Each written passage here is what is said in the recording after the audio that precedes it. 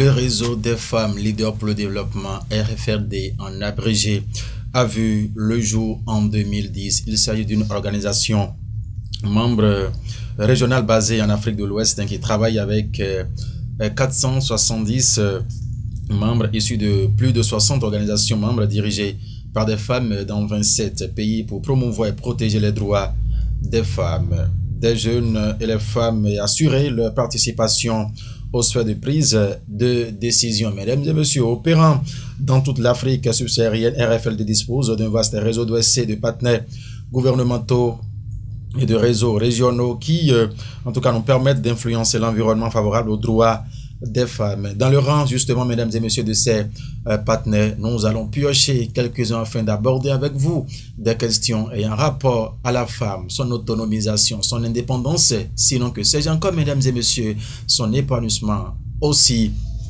Et ce matin, dans ce premier numéro de cette émission qui prend son envol ce lundi matin, nous allons donc recevoir pour vous Laurence Harissou.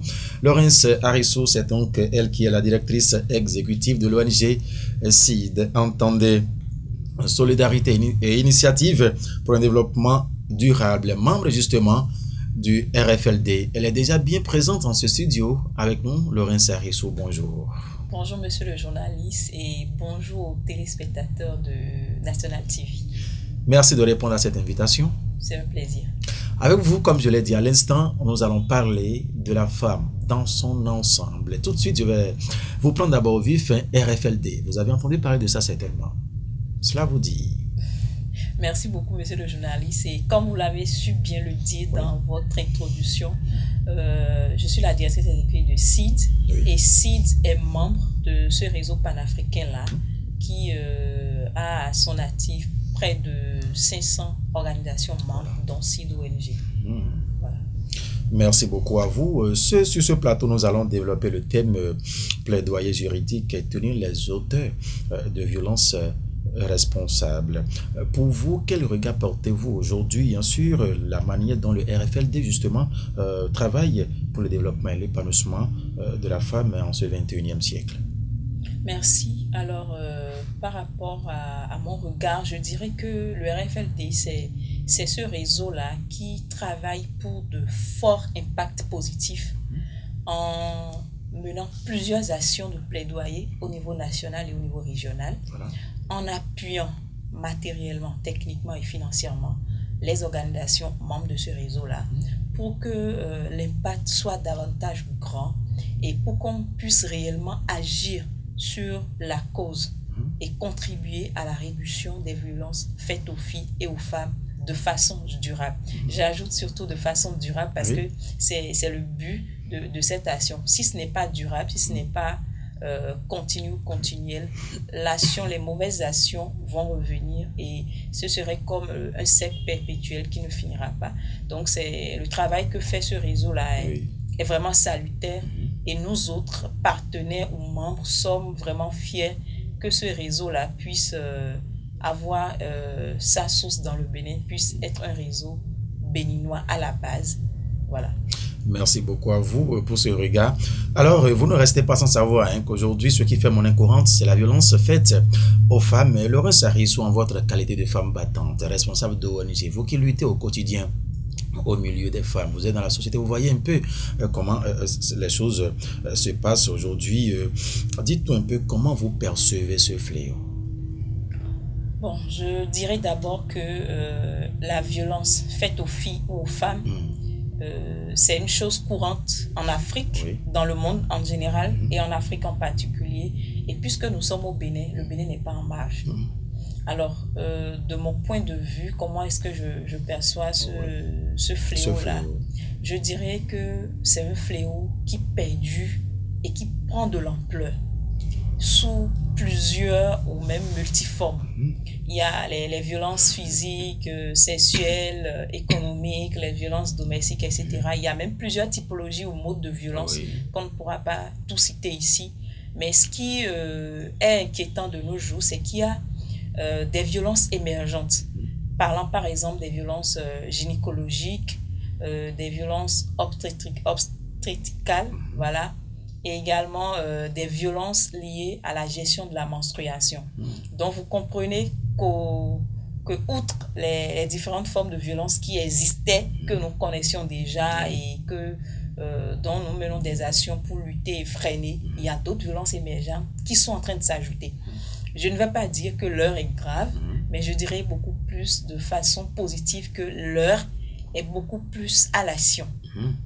Il faut travailler pour freiner les autres formes de violence qui existent, mais également travailler pour que les violences émergentes ne prennent pas trop la surface et n'envahissent pas, parce que ce serait comme d'autres lots de violence qui viennent s'ajouter à celles qui existent déjà. Et pour les éradiquer, c'est simple, ce n'est pas sorcier, c'est qu'il faut agir sur chaque acteur que constitue la société, agir sur chaque acteur que constitue la communauté, que ce soit les agents de santé, parlant par exemple des violences émergentes dont j'ai fait cas, les violences gynécologiques et les violences obstétricales, parlant par exemple des violences liées à la gestion de la menstruation. À ce niveau, il faut agir par exemple sur les familles, que ce soit les familles nucléaires ou les familles élargies, il faut agir sur ces familles-là et que ces familles-là accompagnent la menstruation afin que les tabous puissent être vraiment réduits déjà au sein des familles à la maison. Comme ça, les filles seront davantage épanouies. Maintenant, si je dois prendre le pan concernant par exemple les questions d'hygiène liées aux menstruations, là, nous allons venir dans le milieu éducatif, dans le milieu scolaire et solliciter par exemple les décideurs afin qu'ils mettent des toilettes par exemple convenables à la disposition des filles qui fréquentent l'école. Donc c'est un travail global et tout le monde a vraiment la matière à y apporter. Laurence Harrison, pensez-vous que l'éradication, vous l'avez dit tout à l'heure, est-ce que c'est une option envisageable, surtout par voie juridique, par exemple, si on veut nous faire recours au thème de cette émission, par voie juridique, afin de mettre les responsables de ces différents cas de violence dont vous avez dit maintenant, là, face à leurs responsabilités? Oui, je pense que c'est oui, même sans réfléchir, parce que, vous savez, on a assez communiqué sur les sanctions, les lois en vigueur au Bénin, parlant des violences, tout ça là. Et il faut maintenant passer à l'action. Il faut vraiment sanctionner. Et quand on parle de sanctions par voie juridique ou autre, c'est qu'il faut encourager la dénonciation. Il faut encourager les femmes à briser le silence. Non seulement les femmes, mais leur environnement, leur voisinage. Parce qu'il y a des cas où parfois, les femmes n'ont pas le courage d'aller à la dénonciation. Et c'est là qu'intervient l'accompagnement dont elles doivent bénéficier au niveau de leur voisinage immédiat, au niveau de leur environnement.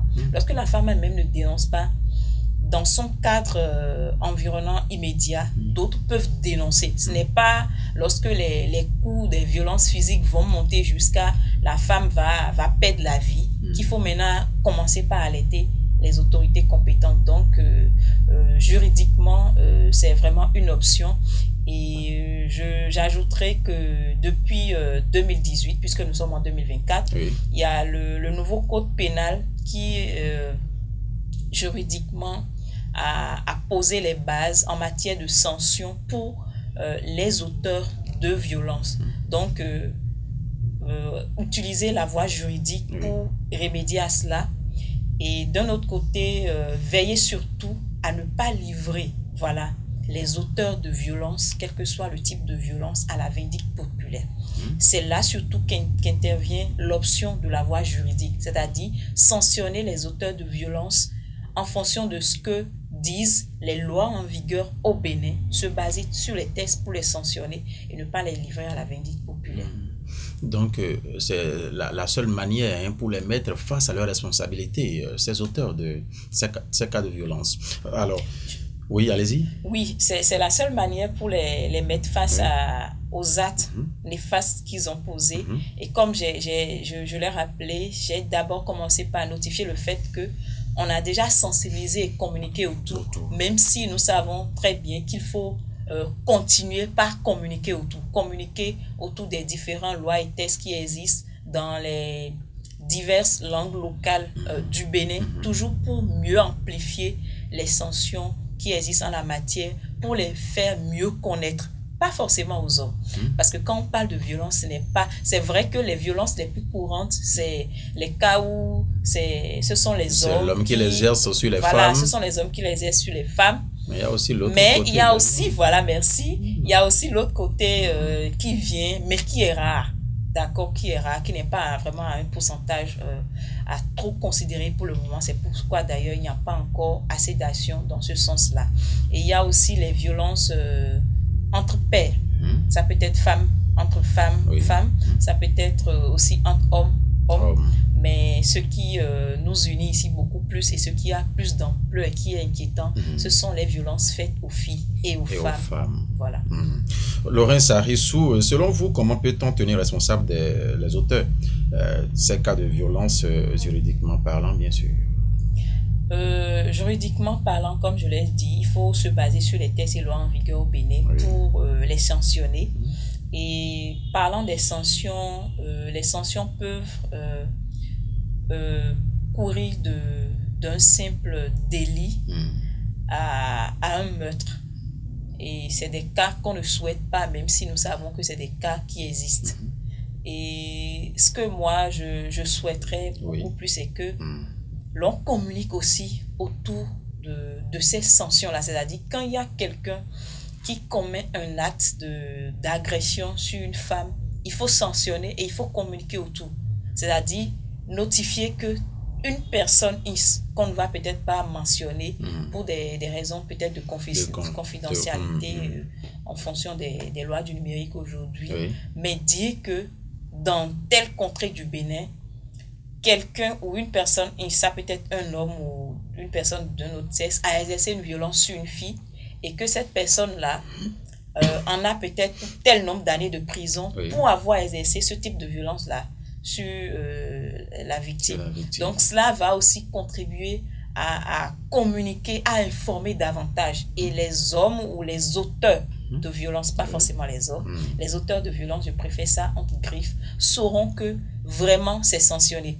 Parce que dans certaines contrées, dans certaines zones rurales, les hommes sont informés, les auteurs de violence sont informés que les sanctions existent, mais doutent encore de leur application. Donc il faudrait qu'on arrive à toucher cette cible-là qui doute encore de l'application de la sanction des auteurs de violence en se basant sur les textes juridiques au Bénin. Merci à vous, Lorraine Sarissou. Vous avez dit tout à l'heure dans vos propos qu'il y a plusieurs cas de violence. Vous en avez cité même les moins inconnus du grand nombre aujourd'hui. Violence obstétricale, violence gynécologique, violence menstruelle. Et si nous connaissons bien, si nous savons que la violence, c'est la pression qui peut être exercée sur une femme, comme nous sommes dans ce cas précis, en quoi ces différents cas-là constituent encore des violences, s'il vous plaît? Alors, je dirais que lorsqu'on parle de violences obstétricales, de violences gynécologiques ou encore des violences liées à la gestion de la menstruation, ces types de violences-là sont classés dans les violences émergentes, donc qui sont en train de faire surface. Quand je prends par exemple les violences gynécologiques ou obstétricales, c'est par exemple des maltraitances qui surviennent lorsque la femme, par exemple, est en travail et veut accoucher. Et ces types de violences-là ne sont pas forcément exercées par des citoyens lambda. C'est exercé par exemple par des agents de santé qui peut-être sous le poids de la fatigue ou je ne sais quoi, je ne peux pas justifier leur comportement, exercent la maltraitance sur ces femmes-là qui sont déjà en travail, c'est-à-dire elles sont déjà en douleur pour accoucher. Elle ne se contrôle peut-être pas, mais c'est l'agent de santé qui fait du bruit sur elle, c'est la sage-femme qui crie sur elle, qui lui demande, je ne sais pas, au moment où tu jouissais, tu ne savais pas que tu devrais te tenir comme ça. Voilà, c'est des choses qui touchent la psychologie de la femme qui s'apprête déjà à donner vie. D'accord, donc ça ne lui facilite vraiment pas la tâche. C'est des choses à éviter. Ou parfois même, vous allez à une consultation gynécologique, c'est peut-être pour traiter par exemple le cas d'une infection sexuellement transmissible et c'est le gynécologue même qui doit vous traiter, qui se moque de ce que vous avez.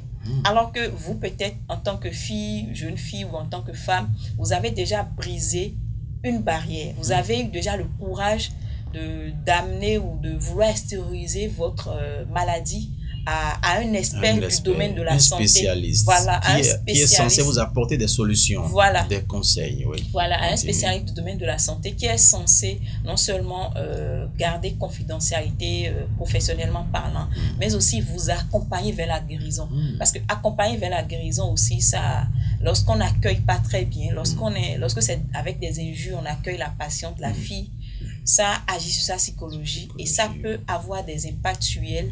Elle peut même se retirer et mettre fin au processus qu'elle a entamé pour avoir gain de cause sur sa maladie. Voilà. Donc, j'aborderai pour finir les violences liées à la gestion menstruelle. Pour parler par exemple des tabous. Des tabous. Quand je prends par exemple le milieu scolaire, lorsque les jeunes garçons par exemple, je n'ai rien contre les hommes, mais voilà. Lorsque les jeunes garçons, par exemple, voient une fille dont la tenue est tachée, et ça peut être une fille qui est en train d'avoir sa première ménage, c'est-à-dire sa toute première menstruation, elle n'a pas idée, elle ne s'attendait peut-être pas, et qui sait, à la maison, elle n'a peut-être pas été préparée psychologiquement à l'arrivée de la ménage, à l'arrivée de la première menstruation. Elle s'en va à l'école, son kaki est taché. Donc, lorsque les garçons vont commencer par se moquer d'elle, regardez-la, par la pointer du doigt, ça va agir également sur sa psychologie. Ça peut même être source de raccrochage, de décrochage plutôt scolaire. Elle peut même vouloir quitter le milieu scolaire définitivement en tenant compte de ce qu'à l'école, on l'a huée, elle a eu honte, elle a été la risée de tout le monde parce qu'elle a eu ses menstruées à l'école et on s'est moqué d'elle. Donc c'est aussi une autre forme de violence qui fait surface en milieu scolaire et c'est une forme de violence que l'on classe dans la violence liée à la gestion de la menstruation, par exemple. Laurence Arissou, ça c'est des violences émergentes, vous l'avez dit, l'expression est très bien choisie. Et aujourd'hui, pour des personnes comme nous qui n'avons pas idée de ces cas de violence, qu'est-ce qui se fait? Qu'est-ce qui doit être fait? Voilà, pour des personnes comme vous qui n'avez pas idée de ces cas de violence-là, il faut davantage communiquer. Il faut faire des campagnes de sensibilisation. Il faut faire des sensibilisations de masse, comme on le dit, dans des milieux ouverts, c'est-à-dire les marchés, les lieux publics, pour que beaucoup de personnes puissent avoir l'information. Et au-delà du fait qu'il faut communiquer, faire des sensibilisations de masse, il faut aussi agir dans la sphère familiale. C'est vrai que les sensibilisations de base, c'est beaucoup plus la communauté, mais il faut agir dans la sphère familiale pour que, en famille, les filles soient accompagnées lorsqu'elles sont en menstrues, avant. C'est-à-dire, quand je parle, par exemple, de la ménage, il faut que le papa et la maman, les deux, pas uniquement la maman, parce que souvent dans nos communautés on entend souvent dire que les menstruations c'est pour les femmes, c'est les choses des femmes. Non, les parents géniteurs c'est l'homme et c'est la femme, le père et la mère, que les deux travaillent déjà à préparer psychologiquement la fille qui est déjà en train d'avoir 10, 11, voire 12 ans à l'arrivée de la menstruation. Si ce travail est fait, le jour où elle aura ses menstrues, même si c'est à l'école, mais c'est dans un cadre scolaire, qu'elle soit huée ou pas, ça n'aura pas trop d'impact négatif sur elle, sur sa personne, au point de la mener à aller vers un décrochage scolaire. À la maison également, culturellement parlant, je ne vais pas citer ici ou mentionner ici une ethnie ou une religion. Il est parfois courant de voir quand il s'agit de certaines religions qu'on dise que lorsque la fille est en menstrue, elle ne doit pas faire ci ou elle ne doit pas faire ça en famille. Donc si déjà en famille, ces règles-là ne sont pas respectées, si déjà en famille la fille est écartée, vous imaginez l'impact qu'elle aura si elle est doublement écartée, c'est-à-dire écartée en famille et écartée également en société. Donc ça fait double, et c'est sur la même personne. Bien sûr. Donc il faudrait que, en tant que parents, en tant qu'organisation de la société civile, en tant que citoyens, nous travaillons pour vraiment considérer ces violences-là. Parce qu'aujourd'hui, on ne cessera jamais de le dire assez. Notre souhait, c'est que à chaque fois qu'il y a des compétitions au niveau régional, au niveau international, que nos sœurs du Bénin participent également à ces compétitions-là, au même titre que les autres filles. Mais vous convenez avec moi que ces filles-là, qui sont dans des pays plus développés que le Bénin, ne vivent pas ces violences-là de la même manière. C'est-à-dire, pendant, par exemple, qu'on prive nos filles ici de ce que, lorsqu'elles sont, par exemple, en menstrues, elles ne doivent pas mettre les pieds dans la cour familiale, elles doivent s'écarter, elles doivent se retirer, elles doivent rester dans un coin pendant ces quelques jours-là. Elle n'a pas accès à la cuisine. Voilà, pas accès à la cuisine, ne pas arroser, je ne sais pas, certaines plantes qui sont dans la cour. Au moment où nous traitons nos filles de cette manière, sous d'autres cieux dans des pays développés, les filles ne sont pas traitées de cette manière-là. Mais le moment viendra où ces filles-là seront sur un même piédestal en matière de compétition. Voilà. Donc, il faudrait que nous pensions à long terme, pour que l'impact, pour que ce qu'elles sont en train de vivre ici comme violence n'ait pas de répercussions néfastes sur elles à long terme, afin qu'elles soient beaucoup plus compétentes, afin qu'elles soient beaucoup plus compétitives au niveau international, et que nous ayons également des filles, mais des légendes dans notre pays. Si des membres aujourd'hui du réseau des femmes leaders pour le développement, juste après cette émission, dites-nous un peu des actions que vous pouvez entreprendre justement dans ce sens, comme vous êtes en train de le dire ici. Bon, je dirais que si déjà, avec l'appui de ces différents partenaires, mènent déjà ces genres d'actions-là, que ce soit dans le domaine éducatif en milieu scolaire, nous sensibilisons beaucoup, que ce soit les enseignants, parce que tout à l'heure, c'est vrai, j'ai parlé des jeunes garçons en milieu scolaire, mais nous sensibilisons également le corps enseignant, parce que si l'enseignant est informé qu'il y a telle ou telle chose, il pourra aider ses élèves qui sont dans la même classe à rester dans la même dynamique, et du coup, on va réduire ce type de violence-là. Donc, dans le milieu sportif également, parlant par exemple des filles athlètes, c'est légion. Donc, nous menons également ce travail-là dans ce domaine-là, même si ce n'est pas trop visible, même si on n'en parle pas encore trop. Les violences liées à la gestion menstruelle existent également dans le domaine du sport que dans le milieu scolaire. Laurent Sarissou, vraiment merci pour ces détails que vous donnez. Si nous tendons déjà vers la fin du temps qui nous est réparti et qu'on vous demandait de conclure cette émission, Laurent, que diriez-vous en votre qualité, d'une femme battante et qui maîtrise mieux ce domaine de plaidoyer juridique afin de mettre les responsables de ces cas de violence-là face à leurs actes? Je dirais d'abord que en tant que femme leader ou femme battante, comme vous avez su le dire, il faut qu'il y ait beaucoup plus de sororité. Il y a beaucoup déjà de femmes qui accompagnent la chose, mais puisque lorsqu'on parle de violence faite aux filles et aux femmes, la cible prioritaire, la première cible, ce sont les filles et les femmes. Il faut que les femmes accompagnent davantage. Même si beaucoup de femmes font déjà d'efforts, il faut qu'elles accompagnent encore. Que ce soit les femmes dans le milieu éducatif, dans le milieu environnemental, dans le domaine de la santé, les femmes doivent accompagner, quel que soit leur domaine. Parce que si les femmes accompagnent, on ne parlera pas de violence gynécologique. On parlera peut-être de violence gynécologique, mais en termes réduits. Donc, les femmes doivent accompagner, puisque c'est d'elles il s'agit, c'est leur chose, elles doivent accompagner, mais également la communauté doit accompagner les différentes actions. La communauté, parlant des hommes, des jeunes et autres, doivent accompagner ces actions-là, afin que nous arrivons à avoir un rapport égalitaire entre les hommes et les femmes. Si les rapports sont égalitaires, il y aura moins de violence. Et pour finir, j'ajouterai que les décideurs également accompagnent. La société civile met déjà la main à la pâte, mais il faut que les décideurs accompagnent davantage. C'est vrai qu'au Bénin, il y a beaucoup d'efforts qui se font. Il y a l'Institut national de la femme qui est là. Il y a le ministère des Affaires sociales et de la microfinance qui accompagne, qui font beaucoup d'efforts. Mais comme on le dit, tant qu'il reste à faire, rien n'est encore fait. Et il faudrait qu'on se retrousse nos manches et qu'on maintienne le cap. Donc, qu'on continue jusqu'à l'éradication totale des violences qui existent, mais également des violences émergentes. À l'endroit de ces acteurs-là, qui doivent se méfier désormais, un mot?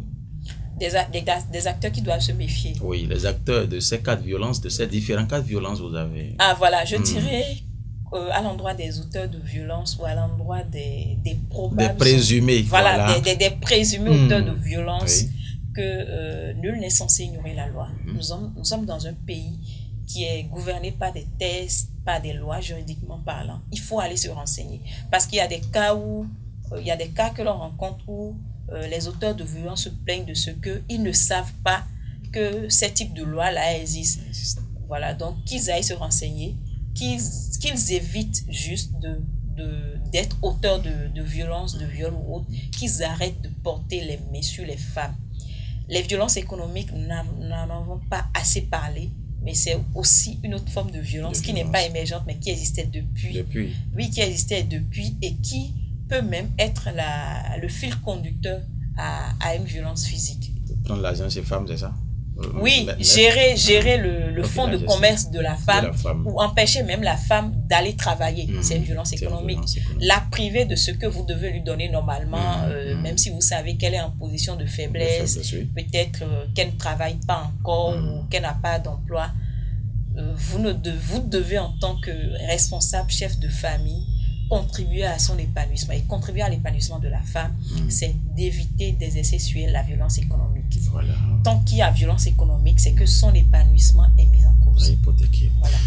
Laurence Harissou, merci à vous. Nous allons toujours revenir à vous les jours à venir, les semaines à venir, afin d'aborder ce thème, puisque vous vous y retrouvez, voilà, mieux j'allais dire tout à l'heure. Merci, mesdames et messieurs, de nous avoir suivis. Plaidoyer juridique, tenir les auteurs de violences responsables. C'est de ce thème, il était question dans cette émission avec Laurence Harissou, directrice exécutive de l'ONG CID, qui est membre justement du réseau des femmes leaders pour le développement RFLD.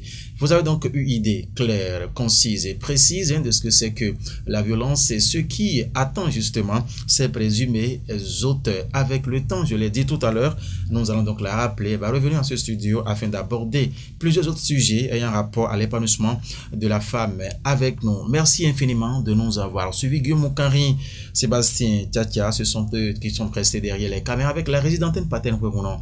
Merci de nous avoir suivis. Cette émission prend son envol aujourd'hui et va se poursuivre encore, sur plusieurs mois durant. Laurence, merci d'avoir pris part ici. Merci, ce fut un plaisir pour moi et je n'hésiterai pas à revenir si c'est pour parler femmes, si c'est pour parler émancipation, égalité, violence. Merci beaucoup à vous. Mesdames et messieurs, tenez-vous tranquilles, le mieux reste encore à venir, portez-vous bien. Au revoir.